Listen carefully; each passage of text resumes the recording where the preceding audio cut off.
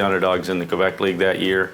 You know, there was some teams that were real good that were probably maybe talent-wise better than us, but we played the best hockey at that time. The two superstars on that team were Dave Izard, the overage defenseman who would have played in the National Hockey League if, you know, it wasn't the late or the early 80s, the late 70s in the era where big was better.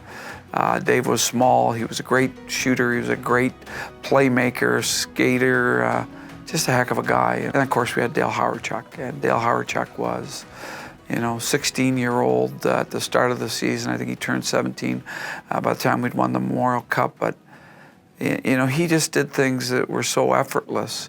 I played on his line, and you'd get the puck on your stick, and you go, how did that get there?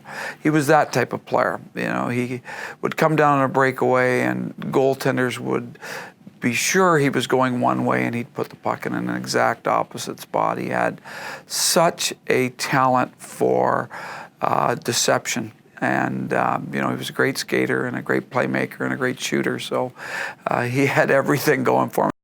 I remember that first year and playing in the Quebec League. You know, of course, we were all drafted in Ontario. We were Ontario kids, but we played in the Q for geographical reasons. We had a really good team. We had Mike Corrigan, who got drafted by Detroit and played a couple games in Detroit. He was a tough winger that played with Dale Hawerchuk and myself. Scott Arneal was a rookie. He played really well in a third-line role on that team. With Newell Brown, who ends up coaching the Vancouver Canucks and various other teams in the National Hockey League. Pat Haramis, another Cornwall guy who played on that line. Our second line was Jill Crepeau, who ended up being the fire chief in Cornwall, was a great scorer.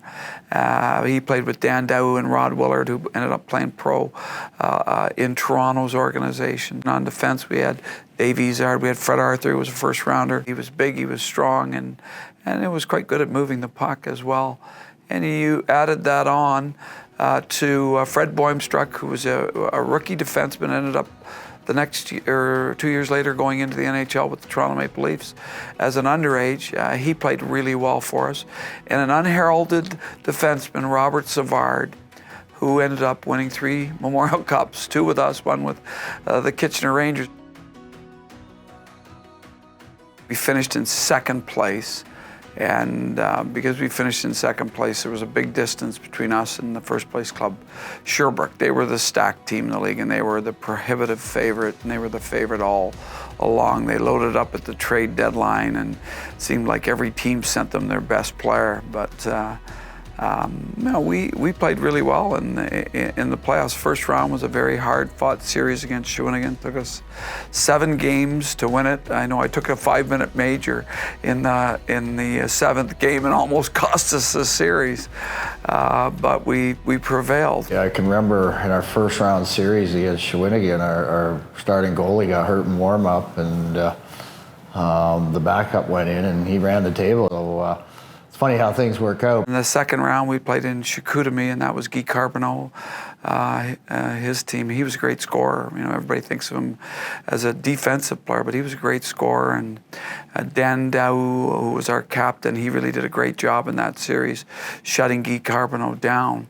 And it's funny, as they went into pro, Danny became a little bit more of a scorer, and Guy became a little bit more of a checker. And then in the final round, we played Sherbrooke, and that was a classic series. You know, people who live in Cornwall and remember that team, they'll remember that series the most. It really was, it had everything in it. It had, you know, it had intrigue, it had great goaltending, it had horrible goaltending, it had big blowout wins, big blowout losses, it had a fantastic final 6th game, and we did a great job.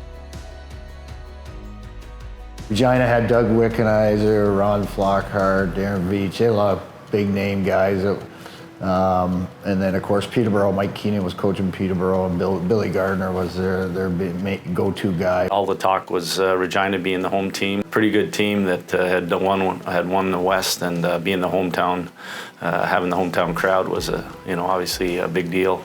Peterborough came in, had won the Memorial Cup the year before. Obviously had players left over that had won before and had done it a few times. So, we came in there quietly and went about our business. Well, I remember when we started the tournament, we beat the first game. We beat Regina 5-2, or it might have been even 6-2.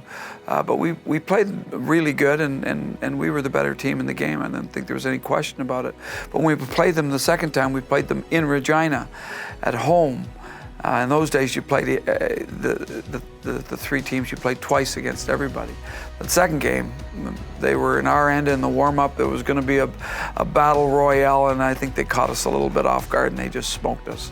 They beat us, I think, 10-1 or 10-2. So we needed to be back on our game against Peterborough to have a chance to be there. So it came down where the final game of the round robin between Peterborough and Cornwall, if we beat Peterborough, we'd be in the final against them. If Peterborough beat us, Regina would be in the final. So, of course, it was pretty biased, Regina crowd. We were down by a goal going into the third period, and we had a 5-on-3. So, it wasn't as big an upset for us to win that game as people make out. We only lost to them in the preliminary round by 1 goal. I think we lost 7-6 in the earlier game against Peterborough. So, even though I thought they were really a good team, any team can be beaten in a one-game matchup, and we found a way to do it. As a player, you're not even thinking that. You're just like, hey, we have to win, and we won that game. We scored some big goals at the right time, and we had gotten better as the tournament went on. We kind of got in there, kind of a little bit probably nervous at the beginning, but we really turned our game up and played real well. And we did we had to play Peterborough again in the final game.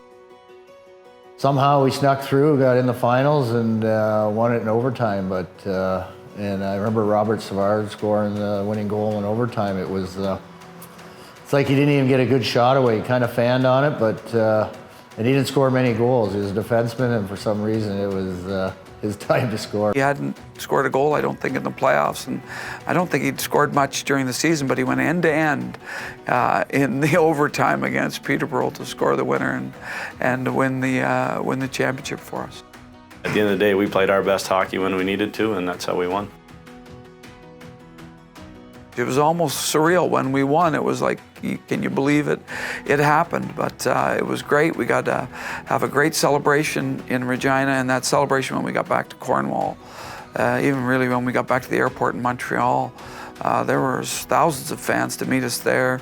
They lined the 401 from basically the Ontario border back to Cornwall with fans of our team. And we had a great procession in the city when we won it. It was really a great memories for sure. We started off very poorly at the start of the year.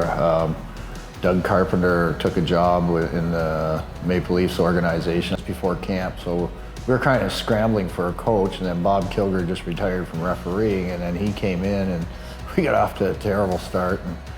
But we got better as the year went on, and we had a good hockey club. We were, we're a strong hockey club. Started off a little slow, but we built our way back up with Bobby Kilger as the coach. We had something to prove, and the players actually, if I remember correctly that year, like I said, we started off slow, and a bunch of guys like myself was drafted, went to the NHL camps.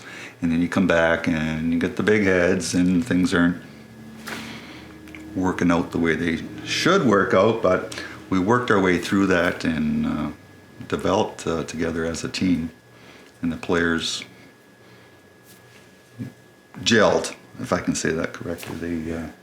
They grew up together. We would have been the top-rated team in the country for quite a bit of the year. I mean, we won the Quebec League, the regular season championship. I give Bob a lot of credit. while he wasn't the tactician or the disciplinarian that Doug Carpenter was, what he was really good at, he was really good at figuring out our team. And we had a lot of guys as young 18 and 19-year-olds that kind of were a little bit full of ourselves. And I give Bob a lot of credit for guiding us through some pretty tumultuous times there. We represented Canada in the World Junior Championships in Germany that year. That's when the defending Memorial Cup champ represented Canada, so we went to Germany. Didn't do that great, you know, of course we lost a few guys and we were still building, but we got stronger as the year went on. Obviously Howard Chuck is going to win the Canadian Player of the Year, and you know, we had added some young guys to our team over the summer, one guy being Doug Gilmour, who became a great, at that time, just a role player for us, and was our third line center and was a fantastic player even then. Gordy Woods was the general manager, and there's rumblings that possibly I might be drafted there. So now I'm going to a team that just won the Memorial Cup, and Dale Howardchuk and I played against each other since we were 6 years old. And then obviously I played up a year when I lived in Kingston with Scotty Arneal. I was pretty excited when I went to that hockey club. I think I played my first 7 games and I broke my collarbone. I got cross-checked into the old nets that didn't move. And so I probably had about a month and a half where I didn't play. Dougie'd been hurt most of the year. So, you know, it was like a trade deadline acquisition. Dougie coming in the back in the playoffs, because he really came into his own in the playoffs for us. Got in trouble, I remember the first round against the Quebec Ramparts. We lost the first 2 games at home, and we ended up beating them in 7 games. A team that wasn't even close to us in the standings, so we were kind of tiptoeing our way a little bit through the playoffs. We went 7 games in the first round, 7 games in the second round against Sherbrooke, first round against Quebec, and we could have gotten beaten in either of those, but we found a way to get through, and Bob worked some magic by, you know, maybe mixing up the lines and getting people like myself to play a little bit more disciplined and all those sorts of things that you need to do to win a championship. Dale was the backbone of that hockey club, obviously, and then I sat beside Mark Crawford in the dressing room all the time and had to tap him on the knee before every game. Couple goals. Mark was character. He was a good skater. He played hard. He played with a lot of grit, and just his character on the ice. He was a leader, and that's what you know. He's got your back. The whole team really came together. We beat Trois-Rivières in the finals that year, but it was a pretty rough ride to get the Memorial Cup. When we got the Memorial Cup, though, we'd been there before, and I think that was a huge advantage for our group. When we got the Memorial Cup, it was almost like a big breath. We were here, okay, let's go do our work, and we did. It just was a case of everybody coming together at the same time, and we went in there with a ton of confidence and a ton of knowledge, knowing that if we're at our best, we're going to be really tough to beat. We got to Windsor for the Memorial Cup, of course, playing in the old barn in Windsor, and the fans were right on top of it. It was quite the atmosphere, and it was Victoria, and Grant Fuhr was there, and Kitchener Rangers, who had a lot of up-and-coming stars, you know, Bellows and McGuinness and Scotty Stevens and those kinds of guys. So it was going to be a tough series. We went in there, and the difference there, not a lot different than in Regina, was the fact that we were playing Kitchener, and Kitchener was just up the road from Windsor, and there was an awful lot of people in the building. Obviously, every game that Kitchener played was pretty much all of their crowds. But the team for Victoria that came in there, a lot of NHL players ended up coming from that team. They had a star-packed team, but they were the ones that kind of really, you know, struggled the whole time there. Both of us and Kitchener beat them, and then it came down to that final game, us against Kitchener. They were trying to move the venue up to Kitchener because they knew that they could get a bigger crowd, but our president of our league and our general manager and our owner, they tried to make sure that we didn't go anywhere, that we stayed in Windsor. And, you know, that one obviously was a big game and a big moment for all of us again. The countdown is on, having taken his team to the Memorial Cup champion. What a story is Kilgore's, what a story is this Memorial Cup. Look at that mob scene outlet from that net now. There's a happy bunch of youngsters, I'll tell you. We were all Ontario kids. So the fact that the one before was in Western Canada, this time we had a lot more of our family members there.